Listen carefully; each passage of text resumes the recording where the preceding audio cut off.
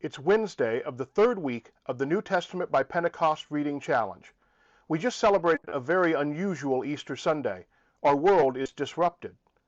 This might help us understand that Jesus' life and ministry were also a disruption to the status quo. Today we begin reading our second Gospel with Matthew chapters 1 through 10. The Gospel is attributed to Matthew, the tax collector, who is also called Levi in Mark and Luke. However, that claim of authorship is not found in the text itself. The canonical order places Matthew first because it was long considered an eyewitness account by the named disciple, as well as for its fivefold pattern that presents Jesus as a kind of new Moses leading a new exodus from a new pharaoh. These echoes of Torah make Matthew a very suitable opening book for the New Testament. However, a strong scholarly consensus now places Matthew as being written in the 80s, a decade or so after Mark's Gospel.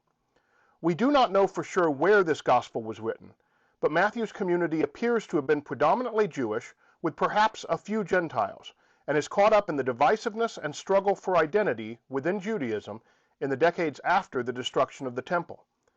Matthew both deeply affirms and is quite hostile to Judaism.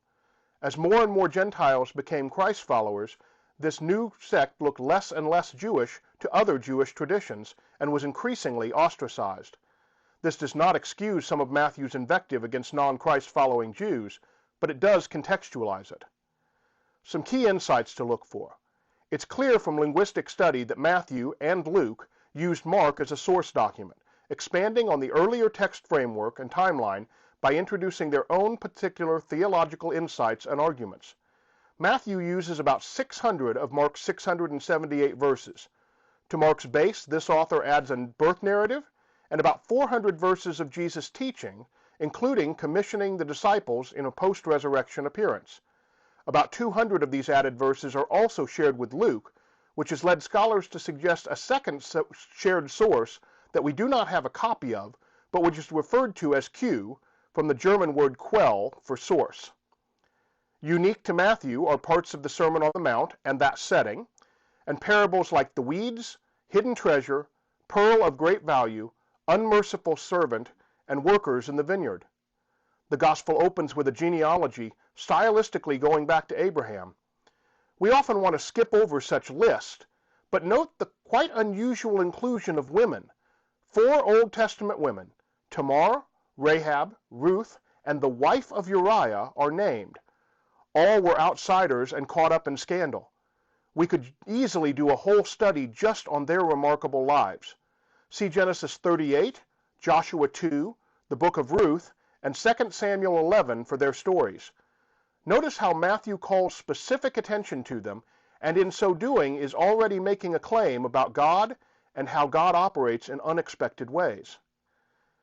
The big picture for this gospel is that the birth narrative is undoubtedly familiar, although we tend to read Luke more as primary and skip over Matthew's slaughter of the innocents. Note how that echoes Moses' story, which is not to say that there couldn't be a historical event for both stories, but it's to highlight some deliberate parallels which Matthew's author uses to make a theological claim about who Jesus is and how people should respond. Note how outsiders are again key to the story and demonstrate faith that some insiders seem to lack. I debated where to break today's reading. Ultimately, I decided to have us read the entire Sermon on the Mount in the context that Matthew places it. Wesley preached often on these texts and centered his social ethic in them. Note how Jesus invokes and expands the 10 Commandments, as well as how the Gospel's movement from temptation to the beginning of the ministry to this expansive teaching, and then tomorrow into Jesus' healings and giving the disciples authority, is differently structured from the other Gospels. Likely this sermon is a collection of sayings, not a transcript of a single event. Consider how the flow helps you to understand what Matthew is proclaiming and urging. Parts of chapter 10 are often troubling to modern readers. Here it's important to consider the context of a rapidly dividing society. We'll focus in more depth on some of the fault lines among various Jewish groups when we get to John's Gospel. Different understandings of Jesus were affecting this small new sect called Christians, and for that matter, our various traditions today. Truly following Jesus often brings challenge to us, as well as comfort. Blessings on your reading.